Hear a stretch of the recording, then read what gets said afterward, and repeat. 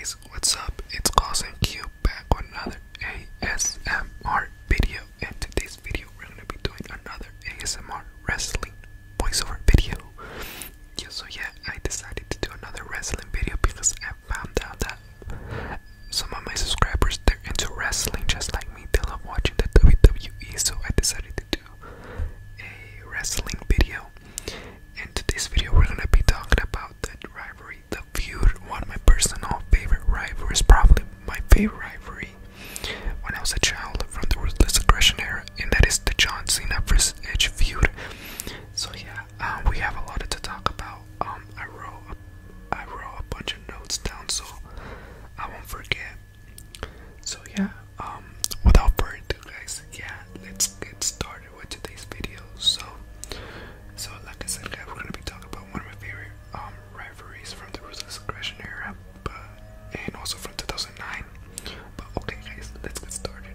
So this feud began at WrestleMania 21, you could say, because both Edge and John Cena won at WrestleMania 21. Edge won the first ever Money in the Bank contract, which means he could cash in his Money in the Bank contract anytime, any place for the next 12 months.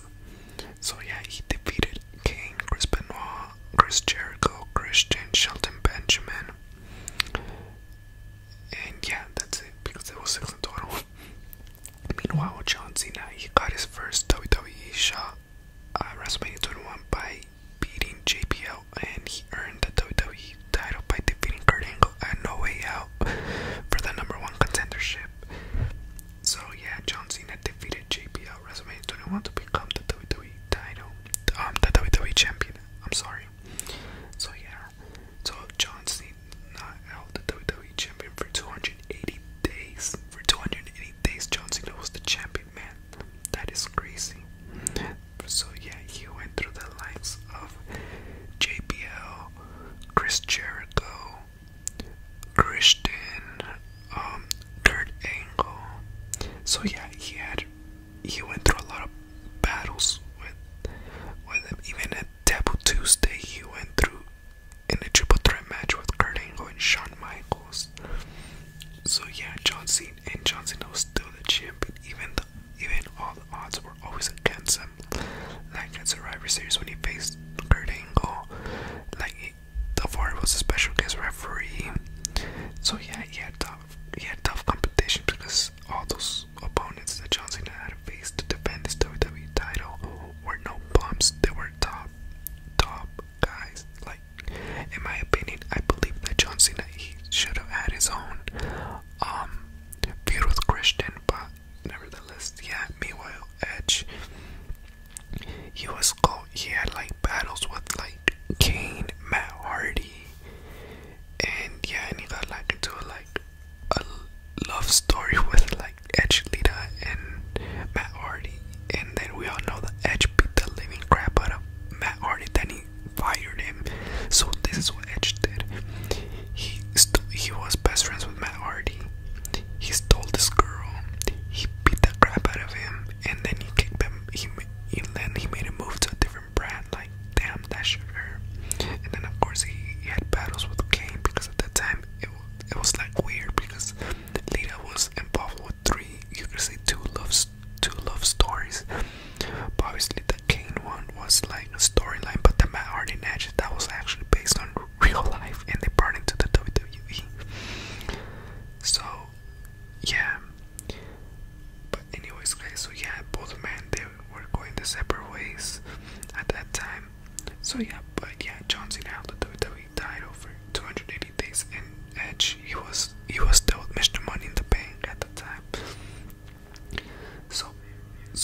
It won 2000. So leading into 2006, the New Year's Revolution pay-per-view, John Cena participated in the Elimination Chamber, and he was defending his WWE champion against Kurt Angle, Shawn Michaels, Chris Masters, Kane. Did I say Shawn Michaels? It was Carlito, Chris Masters, Kurt Angle, Kane, and Shawn Michaels. That Elimination Chamber match was pretty stacked, because you have guys like Carlito, Chris Master at the time. He was like an up and coming. We had Kane, who is a freaking monster. Then we have the Olympic gold medalist Kurt Angle. We all know he is the wrestling machine. Oh, he wasn't the wrestling machine at that time. And then we have the Heartbreak Kid, Shawn Michaels. So yeah, this elimination chamber was stacked, like stacked.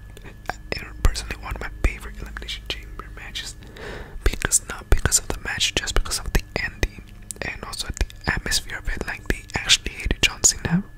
They were like booing him. So yeah, that happened. So yeah, he was defending the WWE champion against those opponents. So Cena won the match, surprisingly, even though he got his ass kicked by Carlito and Chris Masters at the end. And I forgot who DDT'd John Cena outside on the steel, and he was a bloody mess. So yeah, it started off with John Cena's number one. No, John Cena and Shawn Michaels started off as number one, number two. Carlito came in at number three. Kurt Angle came in at number four. Chris Master came in at number five, and then King came out as number six. So Kurt Angle was the first one eliminated. He got switched and missed it by Shawn Michaels, and then it was Kane who got like the whole team by Carlito and Masters, and then it was Shawn Michaels who got eliminated by, I believe it was Carlito, if I'm not mistaken. And then like the last three were Carlito, Masters, and Cena, and they both beat the crap out of Cena. But then Carlito, he turned his back on Masters and he low blowed him, and then that's all she wrote. And then John Cena ran over like pins Carlito, right? So yeah. And then like John Cena won the Elimination Chamber match. He's out there like celebrating, and like, no, he's not celebrating because he got beat up. He was like a bloody pig by the end of the match. And then out of nowhere, Mr. McMahon comes out to congratulate him, the chairman of the WWE, and announced that he announced that an individual was cashing in his money in the bank, and he told the audience to not go anywhere. Even told the audience at TV to not turn up the TV because the night is not over, because there was an individual that was gonna cash in his money in the bank contract. And let's be honest, guys, if you guys watched WWE at the time, if you guys watched the pay-per-view, you guys knew that this was gonna happen, like, but we didn't know like if he was actually gonna do it. I mean, until this day, like, this cash in money in the bank, how should I put it? Until this day, cashing in his money in the bank contract against John Cena. I'm sorry for all the mumbling. Was meant for everyone because it was unexpected at the time. Yeah, we already knew it was gonna happen, but like, it was just so unexpected to me. And that was the first cash in the money in the bank. And after all, John Cena kicked out of 2 freaking spears, man. Like, my God. So yeah, so John Cena, he had to retain, he had to defend the WWE title again, but he was all like bloody, like a bloody pig against a fresh Edge. So yeah, and of course Edge defeated John Cena. Like Joey Styles said, "My God, what has happened here tonight?" That phrase will ever stick in my head every time when I remember from New Year's Revolution. My God, what has happened tonight by Joey Styles. So yeah, and of course John Cena got speared twice, and then like I believe it was Jerry the King Lawler who told the coach and Joey Styles, if Edge just beat John Cena, he stole the damn title, but can he do this against a fresh John Cena, a vulnerable John Cena? I believe it was Jerry the King Lawler who told Jonathan Coachman and Joey Styles. So the following night, John Cena came out, and then he said that Edge had a very, very nice opportunity to cash in his money in the bank, and he beat him for the WWE Championship.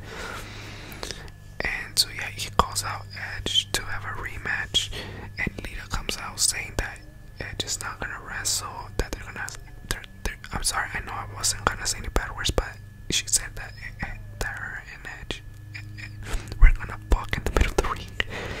And then John Cena started making fun of her and stuff like that. It was really funny. And then he said that at the Royal Rumble, when he meets Edge, he's gonna make him his bitch. So yeah, but either way, yeah, the following night Edge had a celebration with Lita, like I mentioned before. Edge was set to the, so yeah, and also it was the highest ratings in Monday Night Raw.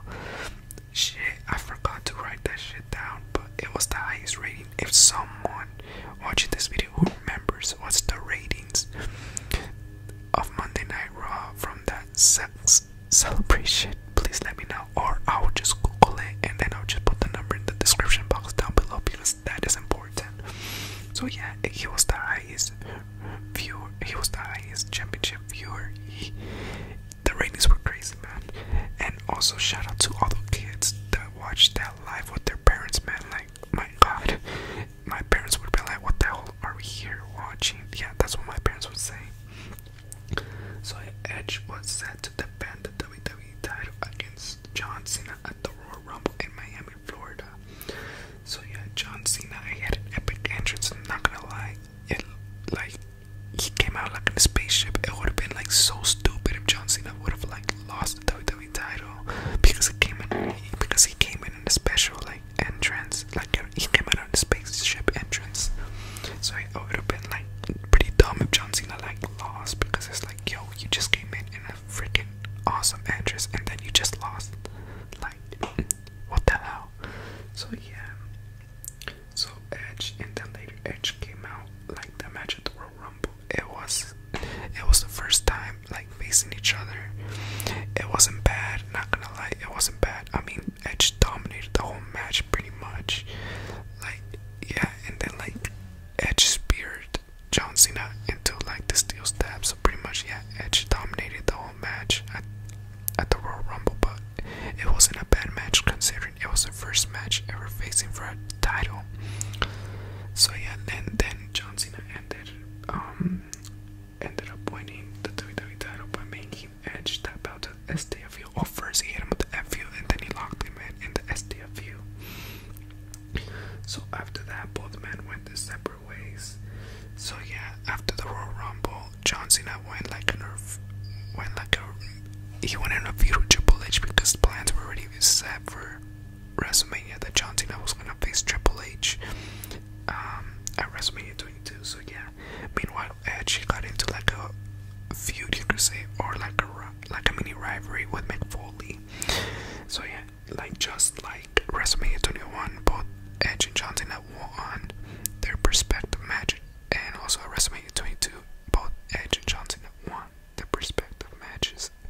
Of course, we all know that John Cena made the game tap out to the STFU, and then Edge defeated the legendary hardcore legend.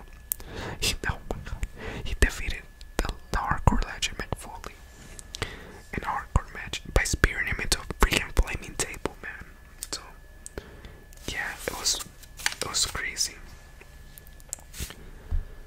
So yeah, and then Edge later, he got himself in a feud with Triple H and John Cena.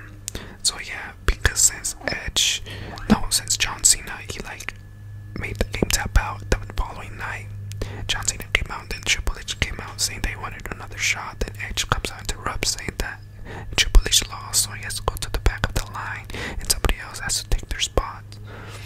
So yeah, so they were leaving. So the both three men were like in a feud leading up to Backlash.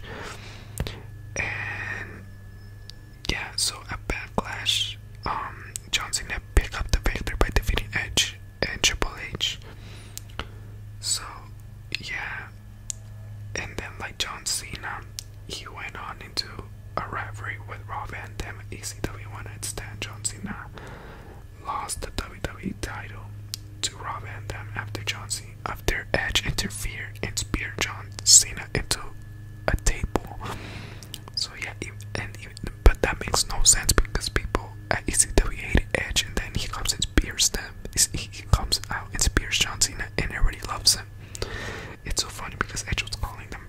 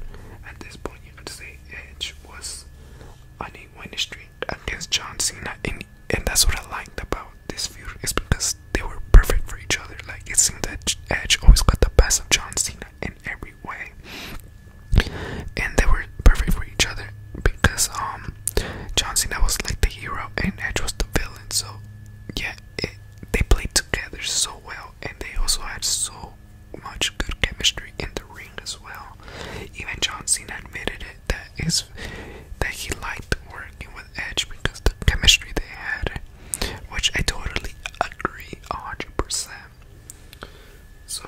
So yeah, and then John Cena, he wanted one more shot at the WWE title, and then yeah, and at their TLC match, and they were set on the TLC match for Unforgiven.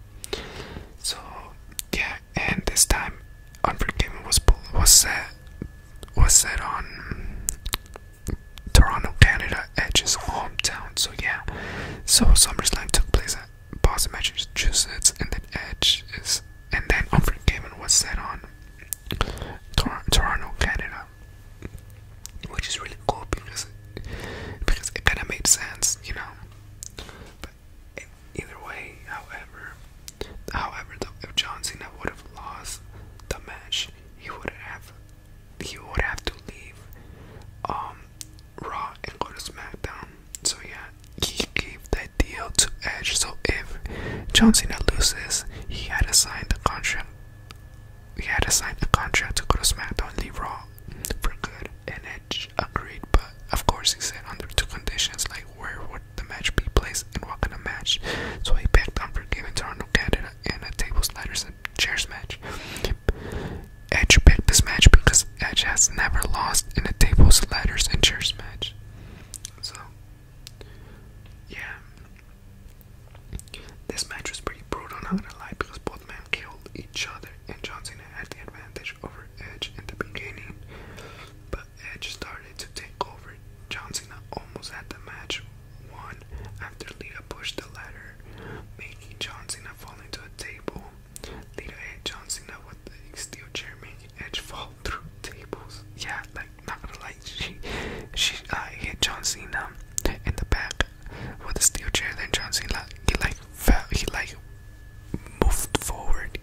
He exaggerated, of course, and then he pushed Edge into a bunch of like tables outside the ring. It was pretty funny. So yeah, and Lita was able to FU. The ending was spectacular. John Cena and Edge were both at the top of the ladder, and John Cena hit the FU on Edge from the top of the ladder into a bunch of tables. It was absolutely amazing. John Cena became the new WWE champion, and also John Cena, he looked kind of upset when he like won, because I think the rumor has is that John Cena, he didn't want to like beat Edge in his hometown or something like that. But yeah, he looked disappointed.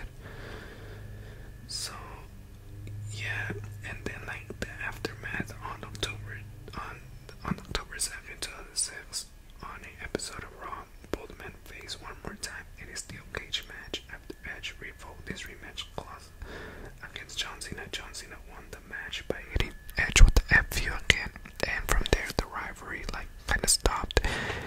But they had, and then like in 2009, they had like in 2007, 2008, yeah, they had like matches, but like it wasn't like they were in a rivalry or something like that. In 2009, Edge was an Elimination Chamber match representing, I think it was Raw's Elimination Chamber match, because Edge was a WWE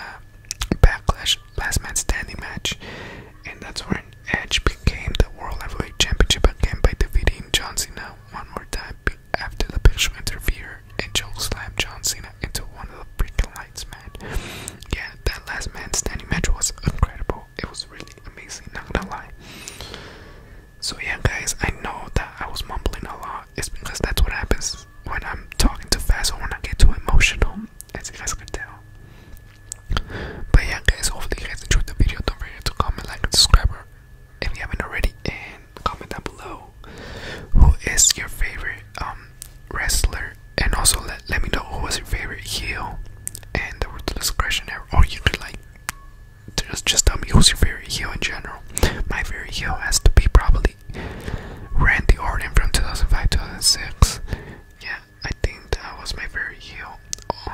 I don't know, he did a good job, but like, tell me who was your favorite heel. So yeah guys, thank you guys so much for watching. Hopefully you guys enjoyed the video, and I'll see you guys on the